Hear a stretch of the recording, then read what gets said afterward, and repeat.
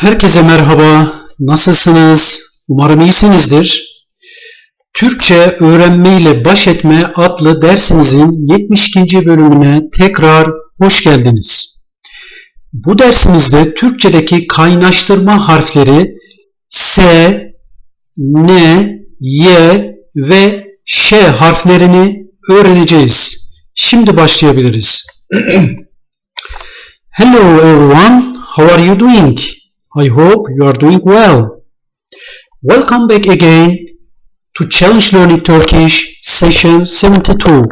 In this session, we'll learn buffer letters S, N, Y, and Ş in Turkish. Okay, let's get it started now.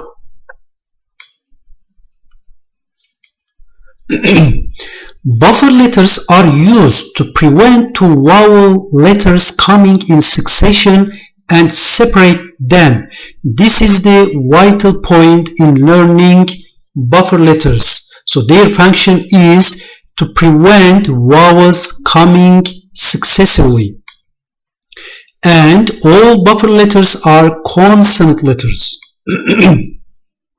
Now let's start by learning the first buffer letter S, possessive buffer letter in other terms. So it is used before the possessive suffix letter I, U, of the possessed noun when the possessed noun ends with a vowel letter. So the key point here is that the ending letter of the possessed noun is a vowel letter. Must be a vowel letter. So our possessor noun is araba here, but we are not interested with this part for now. So our possessed noun is kapı, door, and is ending with vowel letter. That means I have to use possessive buffer S in the possessive ending part. So arabanın kapısı. So to prevent the ending letter of the possessed noun and the possessive suffix vowel letter coming successively, I insert possessive buffer S in between. Now let's see another example with possessed nouns ending letter is not vowel this time, instead consonant, letter M. That means I will not use possessive buffer S this time. So araba, possessor cam, possessed noun glass. So arabanın camı, the car's glass. Please watch that this time I can't use buffer letter S. Why? Because the ending letter of the possessed noun is not a vowel letter as in the previous example. Please take a look at genitive case possessive suffix video in session 47 to gain a better understanding of these buffer letters. Now let's see more example. Possessor name is Oda and possessed noun is lamba, lamp. So ending with vowel, odanın lambası, the room's lamp. To prevent a and vowel possessive suffix coming in succession, I inserted possessive buffer S in between. Sınıf, classroom, kara tahta, blackboard, ending with vowel again. So sınıfın kara tahtası. So again ending letter is vowel, possessive suffix is vowel, so I insert possessive S in between. Okul, school, possessor, and bahçe, garden, possessed noun ending with vowel again. So okulun bahçesi, the school's garden.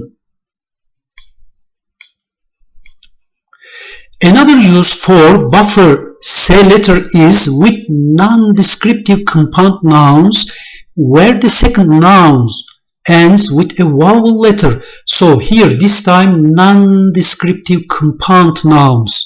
So that means the possessor is a generic noun, not a specific noun. So araba, possessor again, kapı, possess noun, but this time instead of arabanın kapısı, the car's door, it translates as araba kapısı, car door. So here the door belongs to any car in general meaning.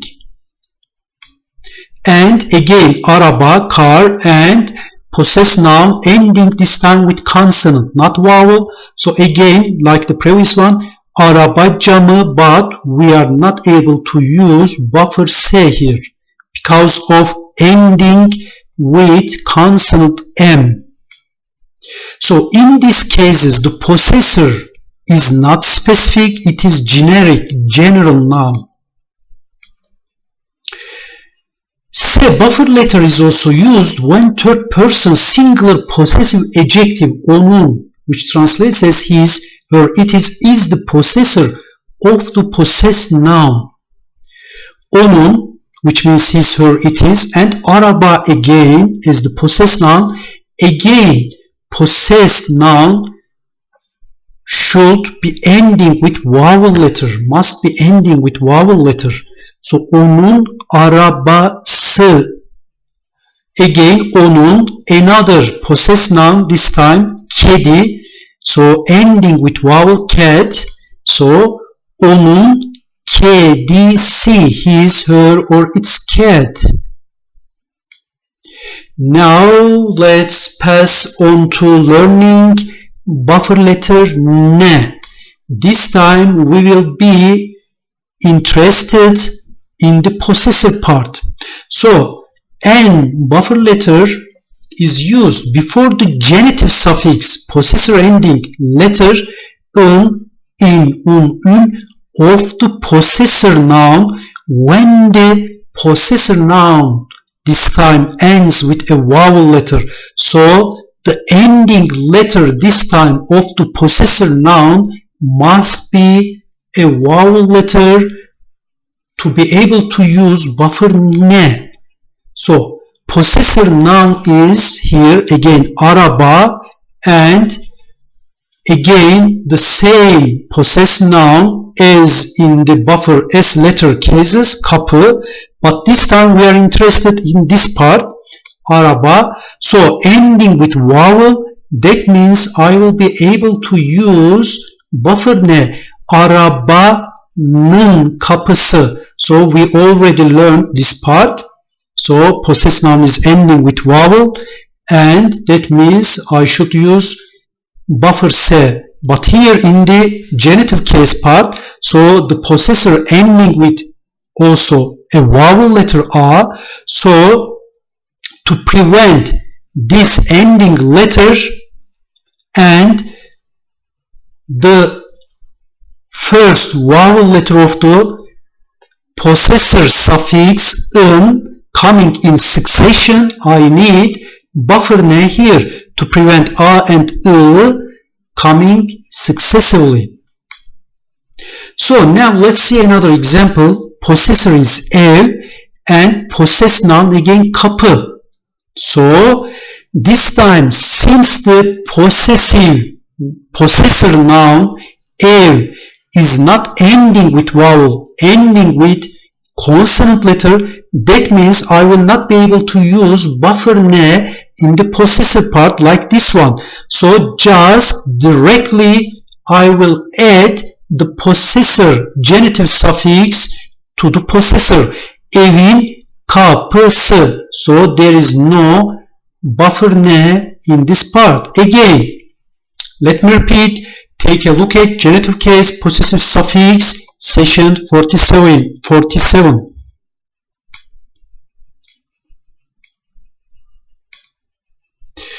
Now let's see more example. Possessor noun is anne, mother, ending with vowel. That means I must use possessor buffer letter ne. Çocuk, child.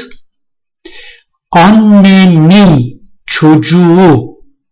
So possessor anne is ending with vowel. So to prevent this vowel letter and the first letter, vowel letter E of the genitive suffix coming in succession, I need to use buffer ne here and possess noun. So remember, çocuk is not ending with vowel. That means I will not use buffer s in the possessive part. Türkiye, Turkey, possessor, bayrak, flag, possess noun, and Türkiye, since it is ending with vowel, that means I have to use buffer ne before the genitive suffix in. So why? Because the first letter of the genitive suffix in is vowel e to prevent them coming in succession. And possess noun is not ending with vowel, so I am not using buffer possessive letter S here. So Türkiye'nin bayrağı. Hikaye, story, ending with vowel, again like Türkiye, and son, possess noun which means end. So hikayenin sonu. Again, since the ending letter is vowel e and the first letter of the genitive suffix is vowel e, to prevent them coming in succession, I need possessor buffer letter ne. Okay, we can also use buffer ne letter after personal pronoun o, which means he, she, or it, and demonstrative pronouns bu, şu, o, respectively means this, that, as connecting buffer letter to make them into object pronouns. Now let's see them in practice. O as the personal pronoun means he, she, or it. So o doktor, he is a doctor or she is a doctor. Now here it is used as personal pronoun, but to make it into object pronouns like onu, him, so we use buffer ne letter here as connecting letter. So onu, because both are the vowels. So onu tanıyorum, I know him. Now let's see example with the demonstrative. Bu, şu, o. Bu kalem, this is a pencil, demonstrative pronoun. Bu kalem. Now let's make the demonstrative into object pronouns. Onu beğendim, I liked it. So again, o and u requires buffer ne between them as connecting letter. Also, we can use the dative suffix like ona, to him. So again, to prevent o and a coming in succession, we need buffer ne. Ona söyleyeceğim, I will tell him.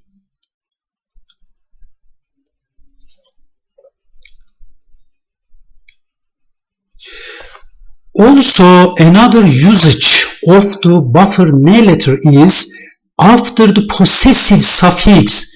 So remember that we have learned the possessive suffixes in the first parts. So after this possessive suffix of a possessed noun ending with vowel or consonant, it doesn't matter, it is ending with vowel or consonant, when further suffix addition is required.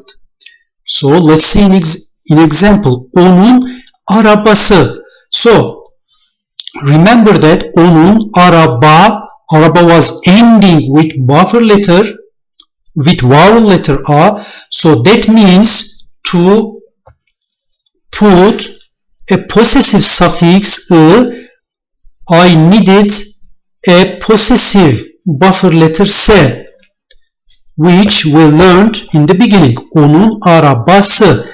This is the buffer letter S. But what if I put additional suffix after this part? Then that means I need buffer N letter. So for example, onun arabasını beğendim. So this was the possessive I and this was buffer S to prevent them, but this time I am putting her car into the object position. So onun arabası is put into the object position. So that means accusative suffix I, another vowel. So this time to prevent this accusative suffix I and possessive suffix I coming in succession, I need buffer N letter. So for further suffix addition, buffer N letter is required. So onun arabasını beğendim. I liked his car. I liked what? Ne beğendim? I liked what? Ne beğendim? Onun arabasını, his car. So his car here in the object position, so which requires accusative suffix. Okay, now this time let's make onun arabası part as a whole possessor in terms of another noun added. So this time that means onun arabasının rengi. That means again after this suffix I need buffer N again as genitive suffix to be able to add the genitive suffix to this part. Onun arabasının rengi. Please remember that there is double possession case which was told in session 47. So again we return back to the beginning. So like this one we need a genitive suffix in, but since the genitive suffix in starts with vowel, so I need buffer N letter. So onun arabasının and the third possessed noun by this part, onun arabasının rengi. So rank color, this time is the possessed noun, takes possessive suffix E. Since the rank is not ending with vowel, ending with consonant, so I don't need to use buffer S here. Onun arabasının rengini beğendim. So this time again onun arabasının rengi is put into the object position of the verb like. So this time again accusative suffix E is needed, but this time again to prevent accusative suffix E with possessive suffix E coming in succession, I need again buffer N letter because further suffix is added to here to the noun which has already suffix or which is already suffixed. Onun kalemi. So this time as different from this, remember, so the possessed noun here was ending with vowel, so for that reason I used buffer possessive letter S, but since time kalem, pencil is not ending with vowel, so I didn't use the possessive buffer letter S, just possessive suffix I added directly. Onun kalemi, his or her pencil. This should be pencil. There is typo. Okay.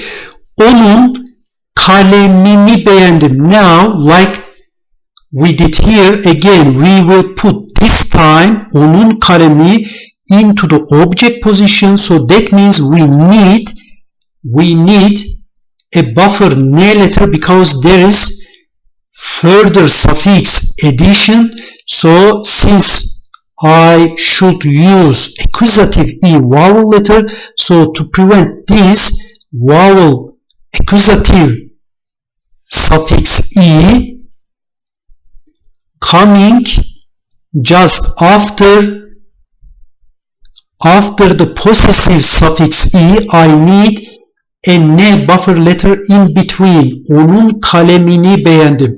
So remember that for further suffix addition, we need buffer ne.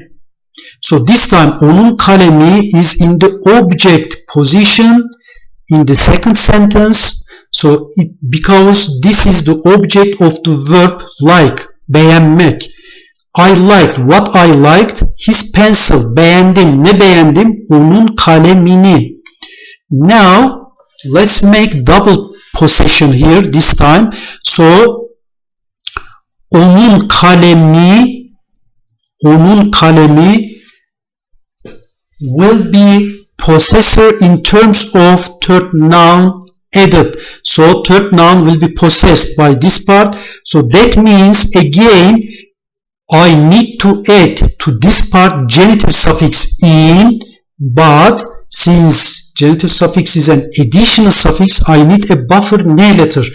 Onun kaleminin rengi, and the possessed addition third noun is not ending with vowel letter, so I don't need here the possessive buffer letter se. So just I need to put possessive suffix e.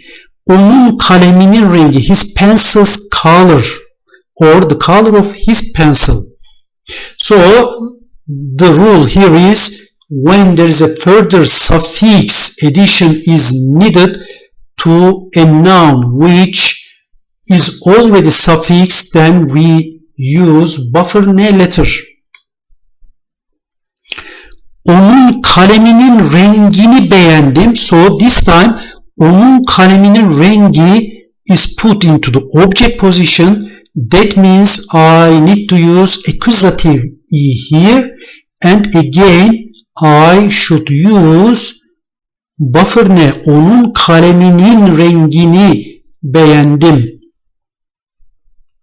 In the possessive part, rengini. Okay, now let's take another example. Arabanın tekeri, the car's tire. So araba as the possessor ending with vowel. That means to get a genitive suffix un, it needs buffer ne, we already learned, and teker is tire. Since it is ending with consonant, so I don't need to use buffer se, just I add the possessive suffix e. So this is the car's tire. So now let's use this part, the car's tire, with genitive suffix when I need to add, dative suffix, when I need to add dative suffix to this part which is already suffixed with possessive suffix.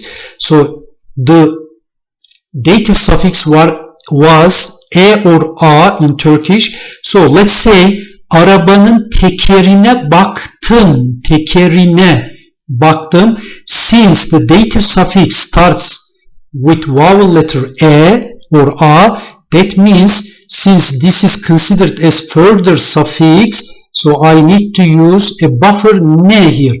Arabanın tekerine baktım. I looked at the car's tire. Okay, let's make another example. This time the possessed noun is not ending with consonant like here. Ayna, mirror, is ending with vowel. That means this time in the possessed part I will use possessive suffix, possessive buffer letter se, and after that the possessive suffix ı. Arabanın aynası, the car's tire. Now let's add here dative suffix like this one. So this time again, since arabanın aynası is ending with possessive suffix letter ı, which is vowel, so to make another vowel dative suffix a, I need buffer ne here. Arabanın aynasına baktım. I looked at the car's mirror. So aynasına. So tekerine, there was no buffer se in this case because of tekers ending with consonant letter. But this time arabanın aynası, ayna was ending with vowel letter. So this time I used buffer letter S, and later I put the possessive suffix ı, but when I added further suffix, dative suffix a, which is vowel letter, then I needed buffer n here. Ayşe'nin evi, Ayşe's home. So possessor Ayşe is ending with vowel e. That means, like here, to add genitive suffix starting with vowel e, I need buffer ne, and in the possessed part, ev, possessive noun, is not ending with vowel, it is ending with consonant, so I didn't use, like here, buffer se, just put the possessive suffix e. So now, let's put additional suffix, locative suffix. So remember, the locatives were de or da. So again, that is additional suffix, even if this suffix is not starting with vowel, but in this case, as a specific case, we need again buffer ne before the locative suffix if it is preceded by a vowel letter. Ayşe'nin evinde parti var. There is a party at Ayşe's home. So remember, for the locative suffix cases de or da, so we need buffer n letter if it is preceded by a vowel letter like e, o, e, o, u. Okay, now let's see Ayşe'nin arabası. This time, instead of possessed noun ending with consonant, so the possessed noun araba is ending with vowel, so that means I use possessive buffer letter S here. So Ayşe'nin arabası. Now let's put again locative suffix da this time. So ben Ayşe'nin arabasındayım. Again, before the locative case suffix da, I need to use buffer n letter because it is after vowel ı. So arabasındayım. So remember that for the locative cases de and da, before we use also buffer letter ne. And with ablative case suffix den, dan, again like the locative case suffixes da and da, again we need to use buffer ne. Ayşe'nin evinden geliyorum. I am coming from Ayşe's house. And so ev, remember, was ending with consonant, so that means we didn't use possessive buffer se, but this time if we use araba, araba was ending with vowel as opposed to ev, and it was requiring possessive buffer letter se. Arabasından çıkıyorum. I am getting out of Ayşe's car. Okay, we can also use buffer ne letter after the possessive pronoun suffix ki. So remember, genitive pronoun we covered in the very beginning of the lessons. So like mine, hers, yours, benimki, seninki, onunki. So we were replacing the nouns with these possessive pronoun suffix ki. Instead of saying benim çantam, my bag, instead of saying my bag, benim çantam, we can say mine. So by removing the noun here, so like benimki. So let's see it in this example. Benim arabamı alabilirsin. You can take my car. Benim arabam, and accusative suffix here. So Watch that. I may say, instead of saying my car, so this should be, there shouldn't be a, actually there is typo, my car, so mine, instead of saying my car, mine.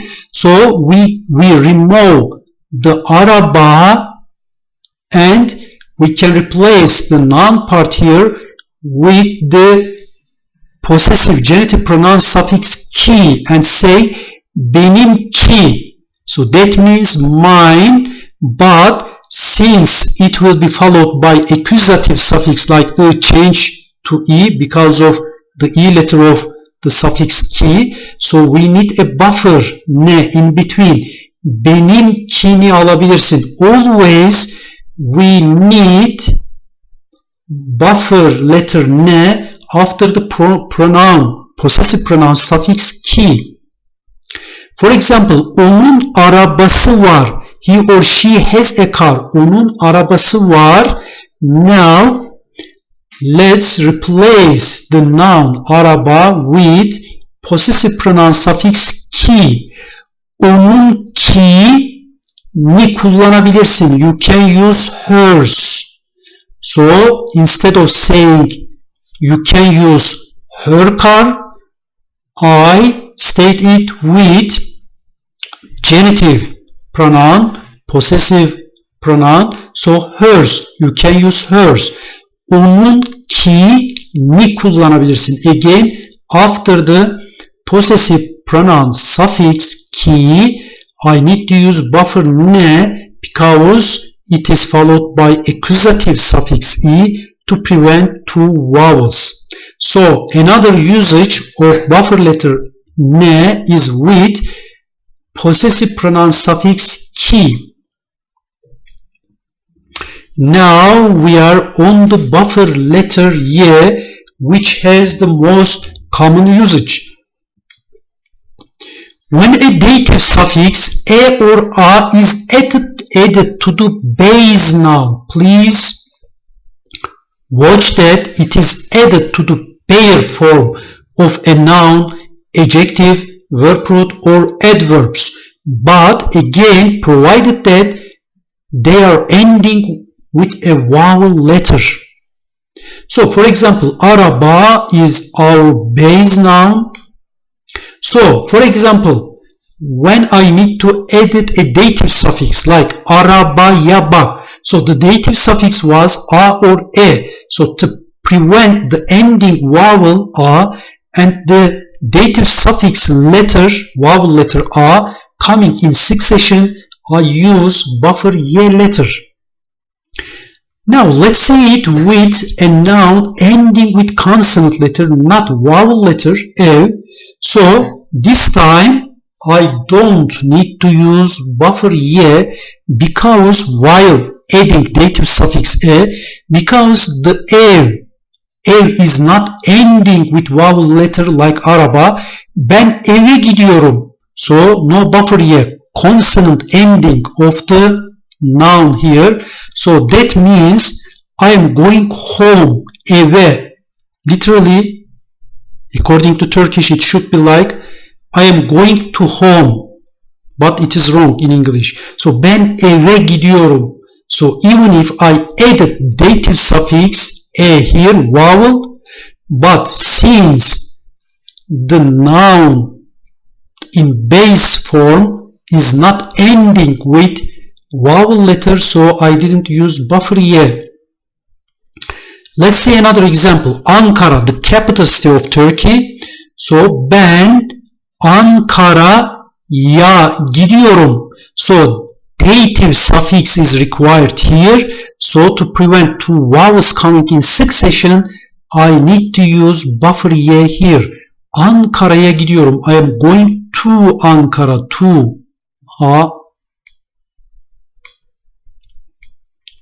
Okay, when direct object suffix, accusative suffix, I mentioned many times, I, u, ü, is added to the base noun, again, to the bare form of the noun, adjective, verb root or adverbs, ending again in a vowel letter. So when these accusative suffix are ended to a noun, adjective, verb root or adverbs. So in base form and ending with a vowel letter. So again I need to use buffer here.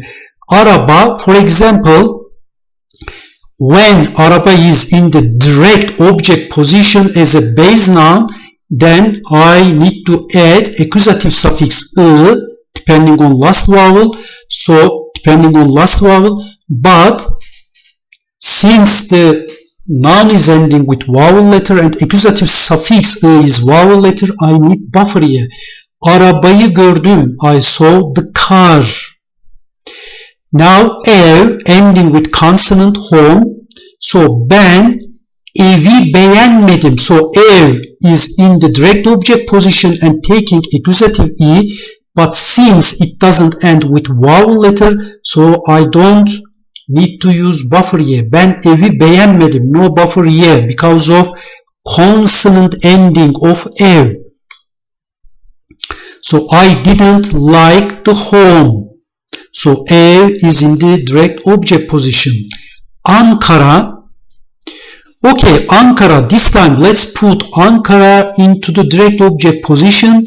Ben Ankara'yı bilmiyorum. So accusative suffix ı is required, but since Ankara is ending with vowel, so I need a buffer y letter in between. Okay, in all other cases where tense suffixes are added to the verb root and is followed by person suffixes, buffer y is used to prevent two vowels coming in a row. So except those mentioned here, for the other cases, for the other examples, when two vowels come in succession, we need buffer letter to prevent them coming in succession. Now let's see the buffer letter which has very less frequency. So buffer letter is used with distributive suffix when the number ends. So the key point here is the number ends with vowel letter. It precedes the suffix, distributive suffix er or r. For example, our number 2, 2 ending with vowel letter.